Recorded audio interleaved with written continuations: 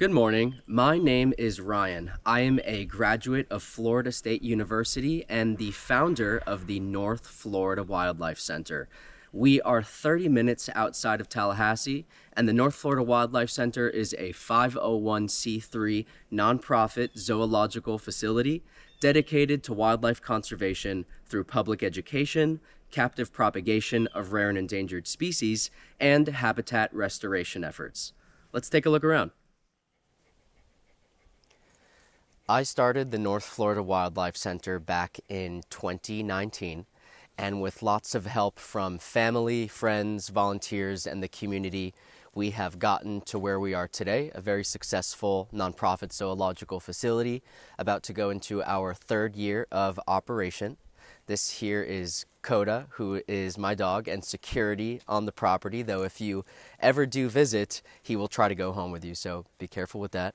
And the animals, aside from Coda, that are residents here at the North Florida Wildlife Center come from many different places. Some are surrendered pets, some are rescues from the pet trade, some are rescues from the wild, but most of them are perfectly healthy, captive-bred animals that have come from other wildlife sanctuaries and zoos that are here for educational purposes or because they are endangered species and we are breeding them to preserve genetic diversity in captivity.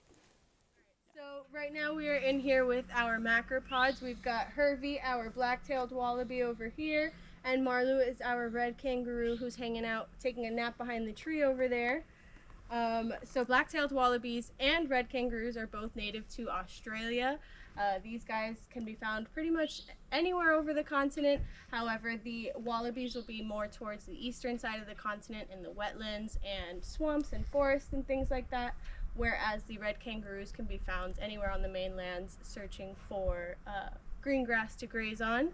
So like I said, this right here is Hervey, and Hervey is a black-tailed wallaby. He's about 2.5, almost 3 years old right now, and this is about as tall as he's gonna get. He's pretty much fully grown. As you can see, he's very gentle. And if you'll notice, these guys have very long claws that sometimes, especially during the summer, they'll use their claws to scrape off things like fungus from tree bark and use that to catch large insects for food as well. They'll also use their nails to dig a little bit in search for cooler dirt to sleep on.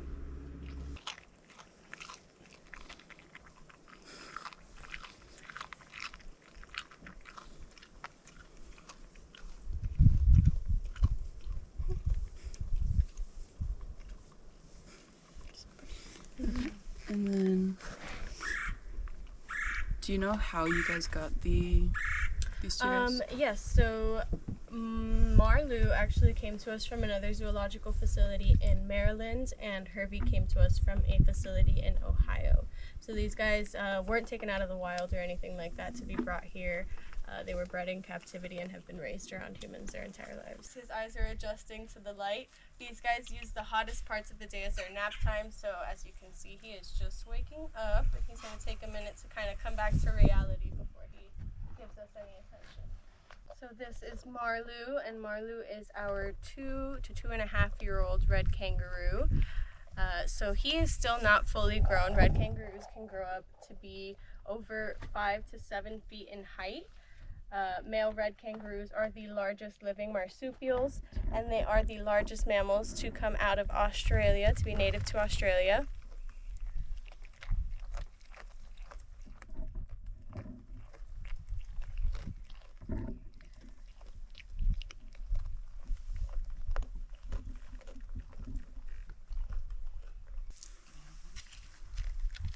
Oh, I have plenty for all of us.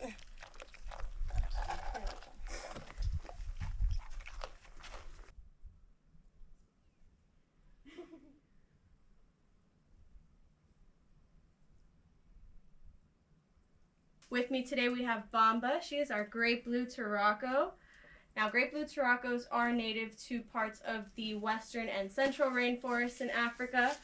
I actually started here at the North Florida Wildlife Center about a year ago today. I started as a volunteer and have slowly worked my time with the animals and worked my way up to being a lead keeper here. Temperatures in the afternoon, those extremes sometimes throw off all the birds, like Bomba, for example.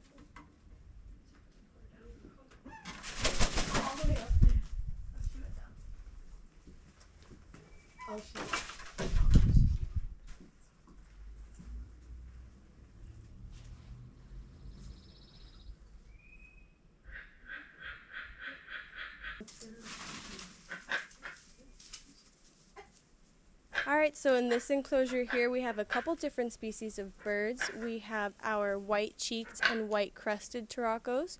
Both of those guys are native to the eastern rainforests in Africa. We also have our crested guinea fowl, also native to multiple different countries in Africa. Next we have our gray-headed swamp hens. Gray-headed swamp hens were originally native to southeastern Asia, however now they can be found all over South Florida, into the Virgin Islands and Guam. So right here we have our white-cheeked turaco, native to the eastern rainforests in Africa. Turacos are mainly fruit-eating birds, so you'll find these guys picking on different kinds of seeds, berries, and things like that out in the wild. This beautiful bird here is Seze. Seze is an endangered bar-pouched wreathed hornbill. She was born here at a zoo in the United States, though they are naturally found in the wild in Southeast Asia. We are very lucky to have Seze because there's very few of these birds here in the country, and we are patiently waiting her boyfriend to arrive. And Seze is one of several animals that has been photographed here by National Geographic for the PhotoArk project. And we are very lucky to work with National Geographic in that capacity, photographing endangered and rare species for the PhotoArk project. Here we have our Atlantic mudskippers. Atlantic mudskippers are a species of semi-terrestrial fish that are native to the western coast of Africa. These guys have evolved to not only be able to thrive in water, but they also come out and hunt on land during the low tide.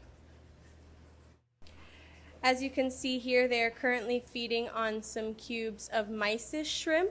These guys out in the wild are carnivores, so most of their diet will consist of invertebrates such as shrimp, insects, small worms, things like that. So right now we're in the animal care building in our meal prep kitchen. Right now I'm grabbing some blueberries as a snack for our lemurs. This is the place where we keep all of our animal feed, all the fruits, vegetables, any meat that some of our birds might eat can be found all right here in this kitchen. So here we have Tiki. Tiki is a western white-bellied parrot. These guys are native to parts of South America, most commonly found in Brazil. You'll also be able to find them in neighboring countries such as Peru. Tiki here loves sunflower seeds. As you can see, she's enjoying a little afternoon treat before her lunchtime. Hi, my name's Claire. I'm an environmental science student at FSU, and I've been working at the North Florida Wildlife Center for a semester and a half. These guys right here are black and white ruffed lemurs, Saka and Achondro. In the wild, they are the most critically endangered of the lemur species right now, expected to go extinct in the next 30 to 40 years in the wild. That's why the NFWC supports a nonprofit organization called Green Again Madagascar, which is made by a local Tallahassee native and supports the replanting of trees all over the island to support these guys and many other animals that call Madagascar their natural habitat. Go, bud. Wow, look at that. Good job, buddy. He likes armpit scratches. Some more berries? Would you like? So they're both males? Yes. They're brothers. Oh. They're about 4 or 5 years old, right? About 4, yeah. Oh, do you want more?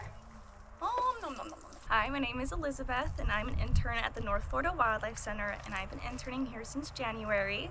I heard about the North Florida Wildlife Center through another organization on campus. We did a volunteer day here, and I fell in love with all of the animals and all the people here, so I knew I had to get even more involved. So I decided to intern for the spring semester for some course credit.